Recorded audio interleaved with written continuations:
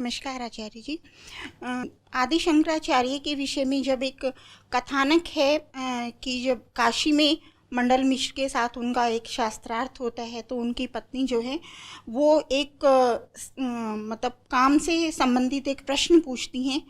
तो उसके लिए मतलब जैसा मुझे पता है कि वो अपने स्थूल शरीर को त्याग कर किसी दूसरे सम्राट के शरीर में प्रवेश कर जाते हैं और वहाँ से फिर वो उस अनुभव को लेके आते हैं। तो क्या कारण शरीर और सूक्ष्म शरीर ऐसा भी कुछ है? देखिए, इसका जो उत्तर है वो इतना सीधा, इतना स्पष्ट है कि साधारण बुद्धि भी उसको देख ले, लेकिन धार्मिक बुद्धि उसको नहीं देख पाएगी। क्योंकि जैसे ही धार्मिकता आ जाती है तो सहजता पर पर्दा पड़ जाता है। धर्म जिसको हम कहते हैं वो अधिकांशतः भय पर और वर्जना पर आधारित रहा है पूरे विश्व में। और भय रहा है, वर्जना रही है, इसीलिए अज्ञान और हिंसा उसमें बहुत रहे हैं। तो धर्म होता तो इसलिए है कि आपको आत्मा से ही पता चल जाए कि क्या उचित क्या अनुचित। यही तो धर्म का अर्थ है ना, कि आपके स्वयं के भीतर ही वो बिंदु आ जाए जो आपको बस प्रेम के नाते सत्य की ओर धकेलता रहे कि भीतर प्रेम है और मेरा प्रेम ही मुझे सही दिशा में बार बार प्रेषित करता रहता है। पर धर्म ने आत्मा पर, माने ब्रह्म पर, बहुत कम ध्यान दिया। उसकी जगह धर्म ने पूजना शुरू कर दिया अपनी ही मानसिक कल्पनाओं को।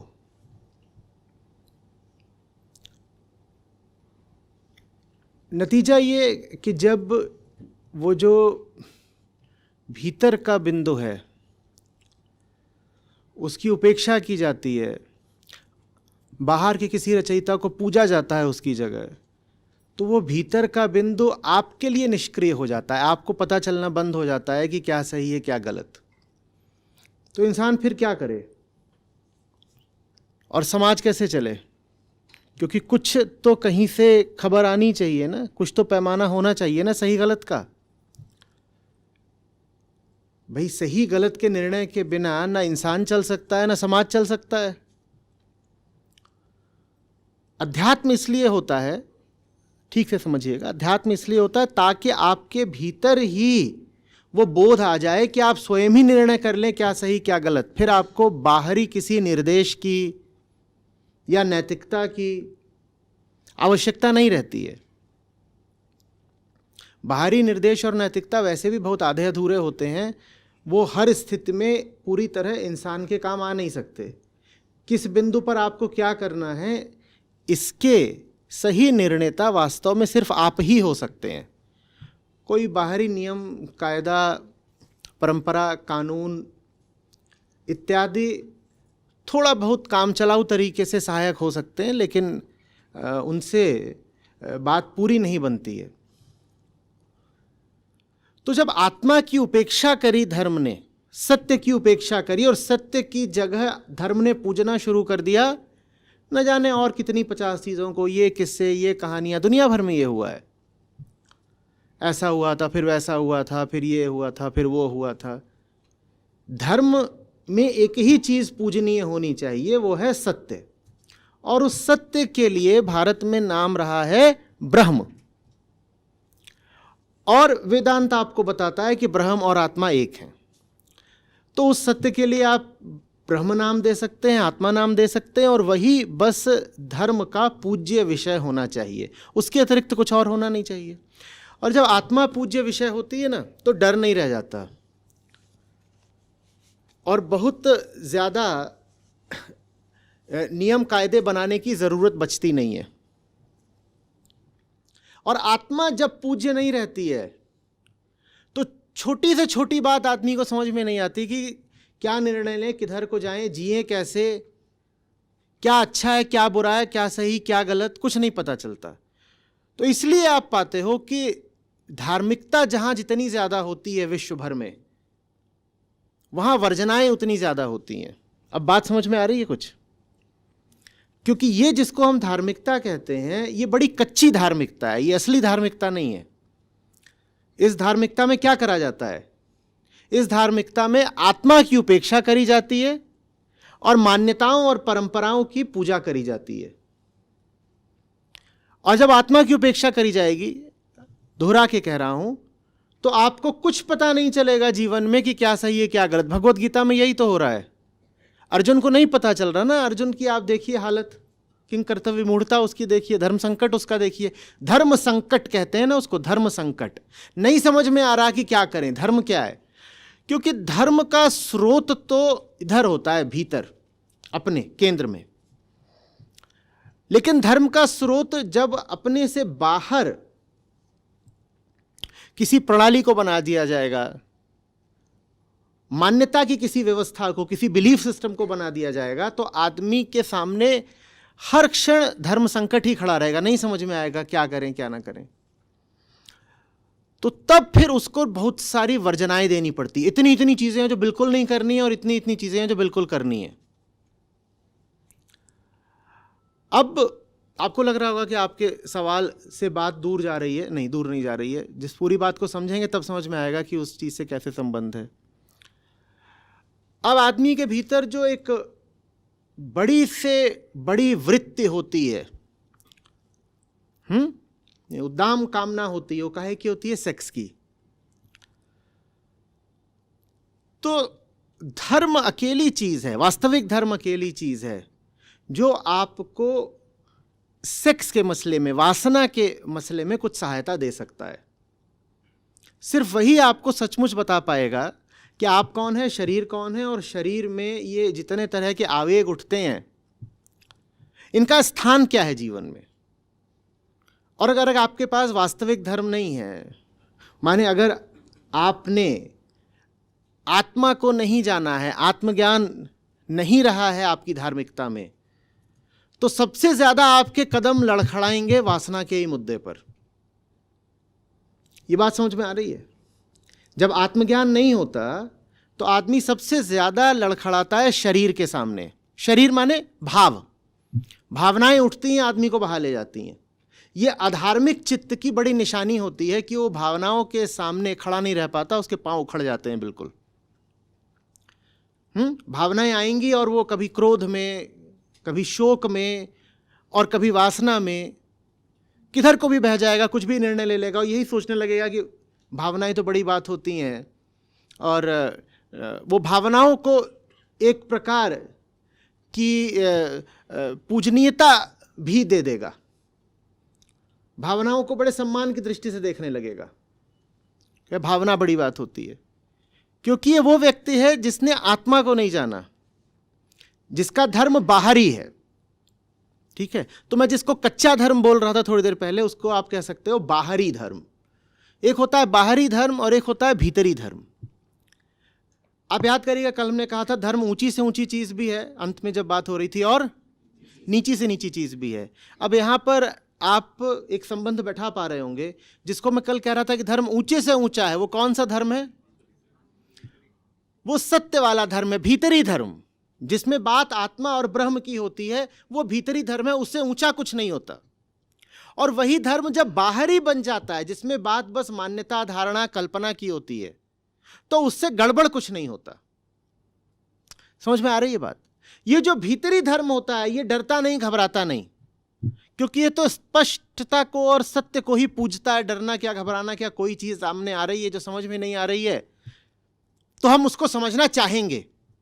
और अगर कोई चीज ऐसी सामने आई है जिससे भीतर डर उठता है या मोह उठता है या कुछ भी और, विषाद उठता है, शोक उठता है, कुछ भी और है, तो हम जानना चाहेंगे कि ये जो बाहरी चीज आई है उसके प्रति हमारी ऐसी क्यों हो रही है प्रतिक्रिया। ये भीतरी धर्म का काम होता है। वो अपनी प्रतिक्रियाओं को बहुत महत्व नहीं देता, वो अपनी प्रतिक्रियाओं को ही सच नहीं मान लेता, वो उन्हें समझना चाहता है। ये भीतरी धर्म का काम है, ये असली धर्म है। और इसीलिए भारत की शान है वेदांत, क्योंकि ये भीतरी धर्म, इसे आप संयोग कह लीजिए या जो भी कहना हो कह लीजिए, ये भीतरी धर्म दुनिया में और कहीं पाया ही नहीं गया। मान्यताएं, कल्पनाएं, क्रिएटर, गॉड, रचयिता, ये सब चीजें तो पूरी दुनिया में पाई गई। ब्रह्म की बात बस भारत में हुई कि ब्रह्म है, ब्रह्म की बात बस भारत में हुई। तो धर्म का अर्थ ही होता है ब्रह्म और आत्मा, बाकी सब तो ऐसे ही है, बाकी सबसे कोई लेना देना नहीं। तो ये जो भीतरी धर्म होता है, इसे झूठ बोलने की जरूरत पड़ती नहीं, और बाहरी धर्म को बार बार झूठ बोलना पड़ता है, क्योंकि उसने सत्य को तो महत्व दिया ही नहीं। उसने महत्व किसको दिया है? कहानी को। तो साहब, आप जब सत्य को महत्व नहीं दोगे तो जाहिर सी बात है आपको किसमें जीना पड़ेगा? झूठ में जीना पड़ेगा। तो बाहरी धर्म में झूठ बहुत चलता है, और बड़ी निर्लज्जता से चलता है। वहां वो कुछ भी बोल देंगे, कहेंगे ऐसा हुआ था। वो बात बिल्कुल साफ है कि ऐसा हो नहीं सकता, पर वो कहेंगे ऐसा हुआ था, कहेंगे ऐसा हुआ था। और जो ये बाहरी धर्म है, उनके मानने वाले की मुसीबत ये है कि उसको मानना भी पड़ता है कि ऐसा हुआ था। क्यों? क्योंकि वो हमारी किताब में लिखा हुआ है कि ऐसा हुआ था। तो इसीलिए बाहरी धर्म वालों को बड़ी तकलीफ आई जब गैलीलियो ने बताया कि साहब चपटी नहीं है, गोल है पृथ्वी। तो बाहरी धर्म वाले बिल्कुल बिलबिला गए, हुआ कि मार ही दें, फिर वो इसको सजा दे दें, फिर चलो ठीक है तो माफी मांग लो, छोड़े देते हैं। ये सब चर्च ने करा था। ये सब बाहरी धर्म का काम होता है, जहां पर सत्य के अन्वेषण जैसी कोई बात नहीं, जहां बस ये कह दिया गया है कि लिखा हुआ है मानो, लिखा हुआ है मानो। और बाहरी धर्म में एक बात और होती है, वहां सत्य की खोज खुदाई की जरूरत इसलिए भी नहीं पड़ती क्योंकि वहां सबसे पहले एक मूल झूठ को मान्यता दे दी जाती है। बताइए मूल झूठ कौन सा है? वो मूल कैसे हो सकता है? मैं हूं और संसार है और हम दोनों तो सत्य हैं ही। ये जो बाहरी धर्म है, इसकी आपको पहचान करनी हो तो वहां आपको सबसे पहले ये मान्यता मिलेगी कि मैं भी हूं, दुनिया भी है, और उसके बाद वो शुरू हो जाएंगे, अच्छा दुनिया है तो दुनिया ऐसे बनी थी, और दुनिया बनाने वाले ने ये नियम कायदे दिए हैं, और ऐसे दुनिया के बाद किसी और दुनिया में जाते हैं, और ये स्वर्ग होता है, ये नर्क होता है। मतलब वहां पर कभी भी ये बात तो उठेगी ही नहीं कि साहब मुझे जानना है। वहां कहा जाएगा इतना तो हम पहले से ही जानते हैं कि मैं हूं और दुनिया है, मैं हूं और दुनिया है। ठीक है? तो वहां सच्चाई से बहुत डर रहता है। वहां पर तरह तरह के झूठ जो है बड़ी आसानी से बोल दिए जाते हैं उन्हें। अब ये जो बात है कि मंडन मिश्र से शास्त्रार्थ हो रहा था तो उनकी पत्नी आ गई, उन्होंने काम विषयक कुछ प्रश्न रख दिए आचार्य शंकर के सामने। अब आपको एक कहानी सुना दी गई है कि उन्होंने कहा कि इस विषय में तो मैं कुछ जानता नहीं। तो फिर वो गए तो उन्होंने कहा मैं पता कैसे करूं। और जब उनकी पत्नी ये प्रश्न रख रही थी तो मंडन मिश्र ने आपत्ति भी करी, बोली कि तुम ऐसे आदमी से क्यों ये सवाल पूछ रही हो, इन्हें काम का, सेक्स का कुछ अनुभव नहीं है, तुम्हारे सवालों का क्या जवाब दे देंगे। तो पत्नी ने कहा कि भाई अगर हम वाकई शास्त्रार्थ कर रहे हैं तो उसमें तो पूरी दुनिया की बात आनी चाहिए ना, जीवन में जो कुछ भी है हर विषय में मैं तो प्रश्न पूछूंगी, और अगर ये इतने ही ज्ञानी हैं तो ये मुझे सेक्स के बारे में भी जवाब देकर दिखाएं। तो शंकर कहा जाता है कि बोले हाँ बात तो ठीक है, क्योंकि ज्ञान में तो सब कुछ आता है, ये ज्ञान भी होना चाहिए, वो ज्ञान तो है नहीं। तो कहते हैं कि वो गए तो तभी एक राजा की ताज़ी मृत्यु हुई थी, राजा का शव पड़ा हुआ था। तो कहते हैं कि शंकर उसके शरीर में प्रविष्ट कर गए, उसके शरीर में प्रविष्ट कर गए, और तो राजा जीवित हो गया, उठ बैठा, और राजा ने फिर अपनी सब रानियों के साथ सेक्स करा, और इस तरह से आचार्य शंकर को ज्ञान हो गया कि वासना क्या होती है, और जो भी प्रश्न पूछे होंगे। वो भी एक विदुषी स्त्री थी, उन्होंने जो भी बातें पूछी थी उसका उन्होंने उत्तर दे दिया। तो ये हमको कहानी बताई गई है। अब क्या करें इस कहानी का?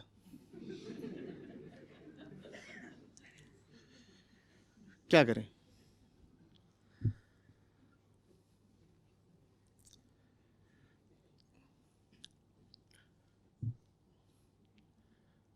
अब हम भी मौजूद तो वहाँ थे नहीं, तो हम भी कुछ बता तो सकते नहीं हैं कि बिल्कुल तथ्य के तौर पर एग्जैक्टली क्या हुआ था, लेकिन इतना तो पक्का है कि ये तो नहीं हुआ था।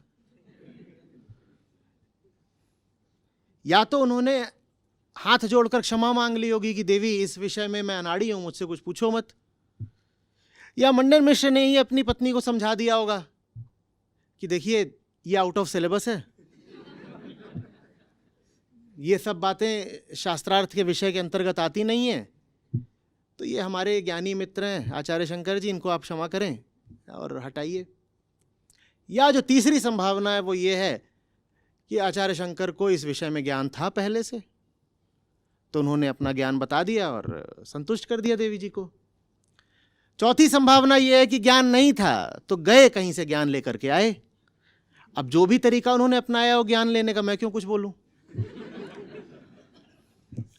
लेकिन ये जो आपको कहानी बताई जाती है, अब ये क्या करो इस कहानी का, ठीक है। हाँ, इतना जरूर है कि ये जो बाहरी धर्म को मानने वाले लोग हैं, अगर आप उनसे बोलेंगे कि कहानियां झूठी हैं तो आपका गला पकड़ लेंगे। वो कहेंगे ऐसा हुआ था, क्योंकि उनकी समस्या यह है कि उन्होंने शुरुआत ही स्थूल करी है ना, तो वो किसी भी कथा के सूक्ष्म अर्थ को जान ही नहीं सकते, वो बेचारे नाकाबिल हो जाते हैं। स्थूल शुरुआत क्या होती है? ये कहना कि ये जो स्थूल जगत है ये तो है ही, और ये जो स्थूल देह है ये तो है ही। जब शुरुआत ही स्थूल करी होती है तो फिर स्थूल कहानियों के सूक्ष्म अर्थ निकाल पाने की आपकी जो काबिलियत होती है, क्षमता, वो एकदम शून्य हो जाती है। फिर आपको जो भी कहानी बताई जाती है आप उसको सीधे सीधे शाब्दिक अर्थ में ले लेते हैं, लिटरल फेस वैल्यू पर ले लेते हैं। आप कहते हैं जिस तरीके से लिखा गया बिल्कुल यही तो हुआ था, बिल्कुल यही हुआ था। तो अब इसमें देखिए, हम अगर कुछ दावा करें कि ऐसा नहीं कुछ वैसा हुआ था, तो हमारा भी वो दावा करना उचित नहीं है, क्योंकि न तो हम वहां मौजूद थे, न वहां कोई कैमरा लगा हुआ था, न कोई हमें बहुत विश्वसनीय उल्लेख मिलता है कहीं पर कि वास्तव में क्या कैसे हुआ होगा, ठीक है। तो हम भी बस अनुमान लगा सकते हैं। लेकिन इतना तो पक्का है कि ये जो बात कही गई है कि मरे हुए राजा की देह में प्रवेश कर गए और उसके बाद उस राजा की रानियों से रति विषयक संबंध बनाए और इस तरह से उनको पता चला कि ये चीज़ क्या होती है, और फिर उन्होंने आकर के देवी जी के प्रश्नों का उत्तर दिया, ये बात जहाँ से मैं देख रहा हूँ मुझे तो बहुत अविश्वसनीय लगती है। जी सर, विश्वास तो मुझे भी नहीं होता है इस सारी कहानी पर, लेकिन इसके माध्यम से आगे जो वो तर्क देते हैं कि देखिए स्थूल शरीर के मरने के बाद एक कारण शरीर होता है जिसमें कि हमारे सारे संस्कार जो हैं वो कैरी फॉरवर्ड होते हैं। संस्कारित होने के लिए कुछ होना चाहिए ना जो संस्कारित हो, और जो चीज़ संस्कारित होती है वो बहुत स्थूल होती है। वो जो स्थूल चीज़ है उसमें तो लग गई आग और हो गई राख, तो अब संस्कारित होने को क्या बचा है? आप जानते हो, जब आपके ऊपर कोई प्रभाव पड़ता है, जब आप किसी अनुभव से गुजरते हो, तो आपकी स्थूल कोशिकाएं ही बदल जाती हैं। सॉफ्टवेयर लिखा जाए इसके लिए पहले हार्डवेयर तो होना चाहिए ना। संस्कार माने सॉफ्टवेयर, उसके लिए क्या होना चाहिए? और हार्डवेयर ही तोड़फोड़ दिया तो उसमें जो मेमोरी थी उसका क्या होगा? वो गई ना। आपका मोबाइल है, आप उसको संस्कारित करते हो कैसे? पहले आप उसमें स्थूल संस्कार डालते हो, होती हैं एप्स, मैं एंड्रॉइड की बात कर रहा हूँ, एप्स। फिर उसके बाद आप उसमें सूक्ष्म संस्कार और डालते हो, वो क्या होता है? ऐप के अंदर का डेटा, ये आप संस्कारित कर रहे हो उसको, ठीक है ना। अब आपने उसको ही तोड़ फोड़ दिया तो क्या बचा? कोई डेटा बचता है? एक बार आपका मोबाइल टूट जाता है, आपकी हार्ड डिस्क है, क्योंकि मैं मोबाइल बोलूंगा तो कुतर्क आएगा ये कि वो सेंट्रल सर्वर में सेव हो जाता है, तो आपकी हार्ड डिस्क है, आपके ऊपर जो भी अभी मुझसे भी बात कर रही है ना, इस बातचीत के कारण आपका शरीर बदल रहा है, आपका शरीर जो है बदल रहा है। अगर किसी तरीके से आपकी ब्रेन की इलेक्ट्रोमैग्नेटिक वेव्स अभी इस पर्दे पर दिखाई जा सकती और हम ऐसा प्रयोग कर सकते हैं, तो आपको पता चलेगा कि आप जैसे जैसे सत्र में गहरे जाते जाते हो, जो आपकी यहाँ की तरंगें हैं वो बदलती जाती हैं और ज़्यादा लयात्मक होती जाती हैं। और ये सब कोई आज के प्रयोग नहीं है, 20-20, 40-40 साल पहले हो चुके, और ये सब बहुत आसानी से उपलब्ध हैं, आप पढ़ लीजिए, आपको मिल जाएंगे। तो जो भी आपने अनुभव करे होते हैं वो आपके शरीर में ही जाकर के बैठ गए होते हैं। यही वजह है कि आपके सामने जब कोई क्रूर आदमी आता है तो 10 में से 7-8 मामलों में आप उसकी शक्ल से पहचान लेते हो, कर लेते हो ना। 2-3 दफे गलती भी होती है पर आप पहचान तो लेते हो कि कुछ तो गड़बड़ चल रही है। यही वजह है कि अगर जुड़वा बच्चे भी पैदा हुए हों लेकिन अगर वो अलग अलग अनुभवों से गुजरें तो आप पाते हो कि उनकी शक्लें अलग हो जाती हैं। शक्लें अलग ऐसे नहीं हो जाएंगी कि एक के गाल ज़्यादा चौड़े हो जाएंगे, कुछ और है, पर हो जाता है। समझ में आ रही बात? आप के जो भी संस्कार थे वो शरीर में ही तो बैठ गए थे ना, और शरीर क्या हो गया तो संस्कार कहाँ बचे? कौन से संस्कार, कैसे संस्कार? जी, धन्यवाद।